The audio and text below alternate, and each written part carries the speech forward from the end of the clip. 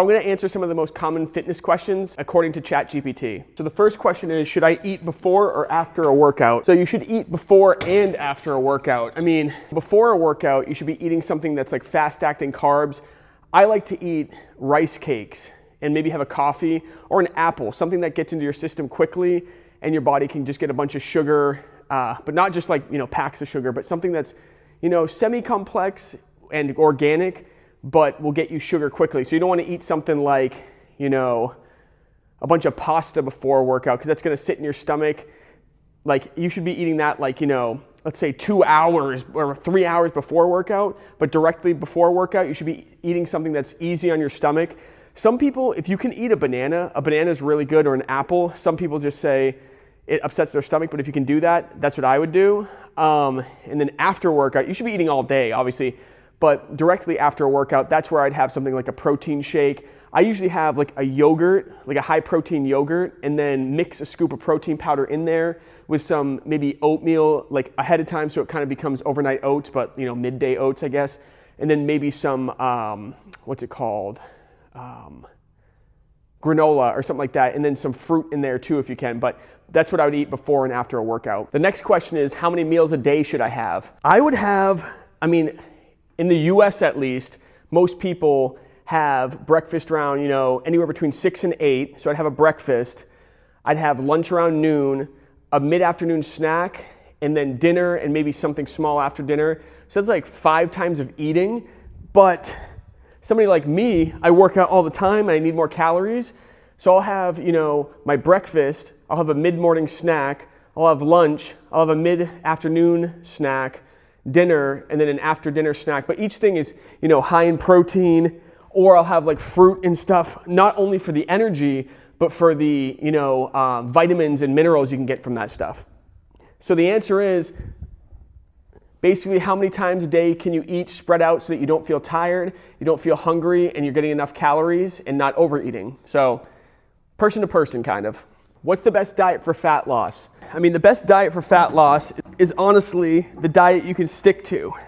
I know nobody likes to hear that, but what happens is any diet I give you, you might decide, hey, I'm going to do that for, a couple days or whatever, and you need to be doing whatever I tell you, or whatever any, trainer tells you for, 6 months at least. I was going to say 3, but 6 months at least.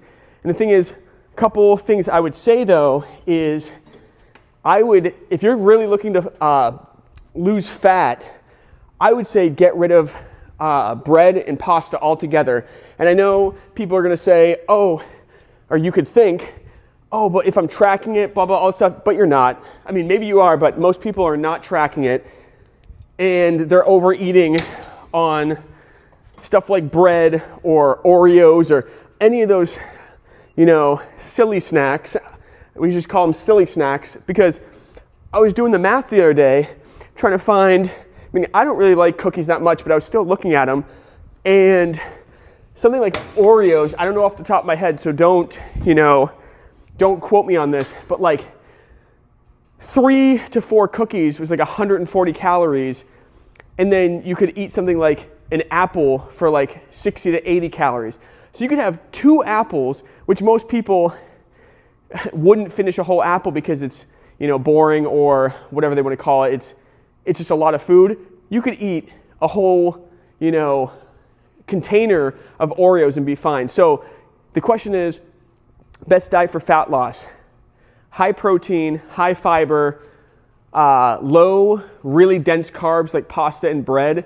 I would stick to stuff like oatmeal if it doesn't hurt your stomach, rice, and then potatoes. Like potatoes, you can have a lot more potatoes to even the amount of rice you can have, so that'll fill up your stomach quicker. And just high proteins, so chicken, steak, maybe some hamburgers, but hamburgers without the bun and stuff like that. And then types of fish like tuna or salmon.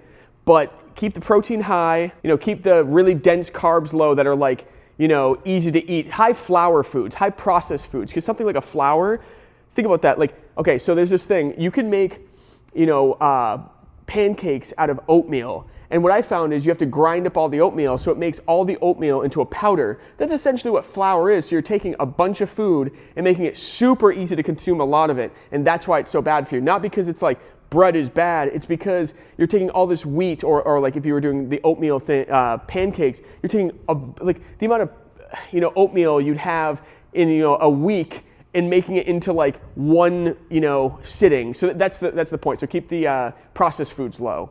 And then get your vitamins up and drink a lot of water. Fat loss. The next question is, can you gain muscle and lose fat at the same time? The simple answer is yes, because when you gain more lean muscle mass, you create more mitochondria density in the muscles. More lean muscle mass, more mitochondria means your metabolism speeds up because your muscles need to utilize more energy to keep themselves alive. And now that's the same thing with, or like we were talking about before, you want to eat enough protein to keep that muscle on. So yes, the simple answer is yes, you can burn fat and gain muscle at the same time. I think that's the most optimal way to do it, because if you do too much cardio at first and you burn through your glycogen stores, all your calories, you're just going to burn muscle as well. But if you're keeping muscle on and actively getting it more, making yourself more muscular, you're in turn making your metabolism quicker. So then at the end of the day, if you do use cardio alongside your strength training, you're just going to burn even more fat. So yes, lift heavy. Well, don't injure yourself. 8 reps, let's say 8 to 10 reps, and do your cardio. And yes, you can gain muscle and lose fat at the same time. Yes. How often should I work out during the week? The real answer is however many times you can go without getting burnt out. And scientifically, going 7 days a week, you're going to get burnt out. So I would say if you're a beginner, start with 2 to 3 days. And then as you get more advanced, you can go all the way up to 6 days per week. But honestly, if you're advanced as well, you can probably go 3 to 4 times a week as long as the intensity is high and you feel like you're, gaining something with it over time. So you're going to have to make those marks and make sure that you're, keeping track of that. But anywhere up to 6 days a week. Do I need cardio to lose weight? So the simple answer is no. Because as long as you're in a calorie deficit, you're fine and you're going to lose weight. But the point is, cardio is going to make it a lot easier. But at the same time, there's all these variables that you could get a trainer for that'll make it so you burn out and then you won't be, gaining enough muscle. And yeah, you can lose technically weight, but what you really want to be doing is body composition. You want to focus on body comp, which means you want to keep your body fat going down and your muscle mass going up.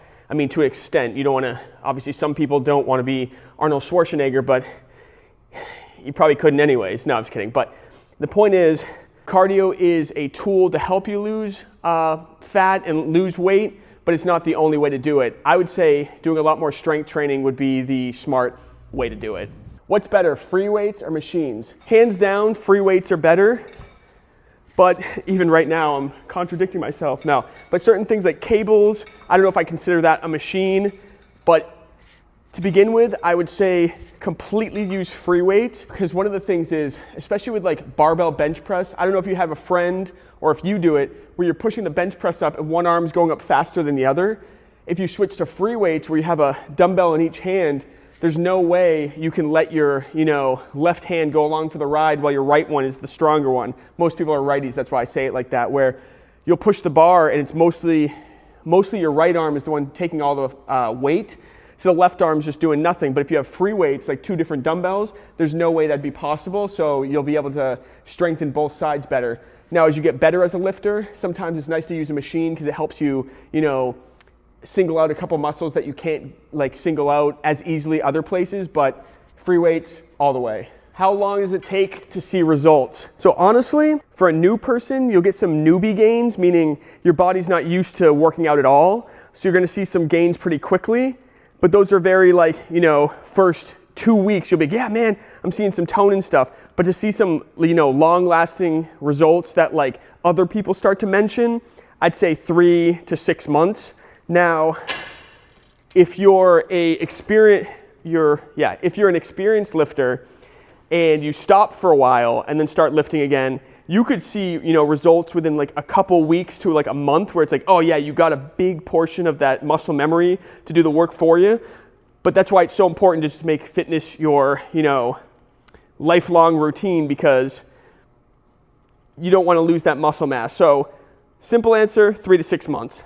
I don't have time to go to the gym. What should I do? So the simple answer is go to the gym. No, I'm just kidding. But I'm not kidding, but at the same time, at home, if you could stick to it and you actually do, 10 push-ups a day, 5 to 10 pull-ups a day, 20 squats a day, let's just say 15 squats a day, and then 10 crunches a day, you'd see results in, again, 3 months like we just talked about. But if you want some really good results, I would say go to the gym. All right, and the last question is, how do I stay consistent with working out? And honestly, I don't know how people aren't. I mean, things get in the way, obviously, but over the long run, it's one of those things, guys. This is your only, I think I've done too many. I have no idea. This is your only body. Wouldn't you want your only body, your only robot body to be in pristine condition, be as strong as possible? Because that's the thing, imagine your car. You have your car and you're like, you know what? I'm not gonna get an oil change. The alignment is way off.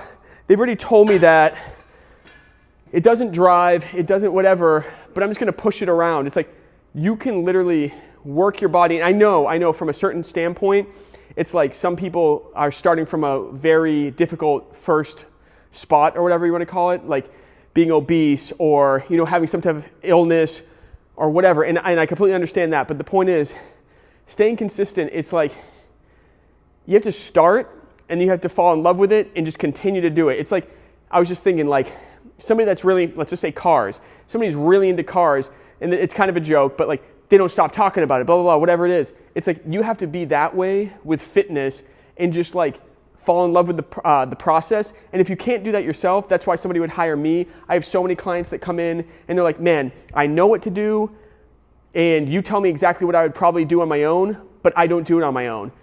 Me, they'll come by and I'll just tell them what to do and we just talk and stuff like that, and they get through it. So I'm really good with holding people accountable and getting them motivated without pushing them. I'm not super pushy, I'm not super mean or anything.